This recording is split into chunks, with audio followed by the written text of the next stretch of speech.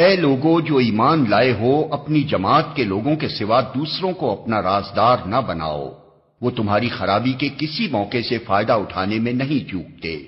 تمہیں جس چیز سے نقصان پہنچے وہی ان کو محبوب ہے، ان کے دل کا بغض ان کے منہ سے نکلا پڑتا ہے، اور جو کچھ وہ اپنے سینوں میں چھپائے ہوئے ہیں وہ اس سے شدید تر ہے۔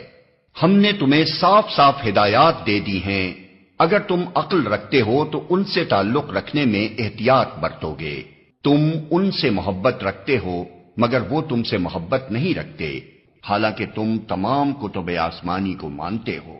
جب وہ تم سے ملتے ہیں تو کہتے ہیں کہ ہم نے بھی تمہارے رسول اور تمہاری کتاب کو مان لیا ہے، مگر جب جدا ہوتے ہیں تو تمہارے خلاف ان کے غیظ و غضب کا یہ حال ہوتا ہے کہ اپنی انگلیاں چبانے لگتے ہیں۔ ان سے کہہ دو کہ اپنے غصے میں آپ جل مرو، اللہ دلوں کے چھپے ہوئے راز تک جانتا ہے۔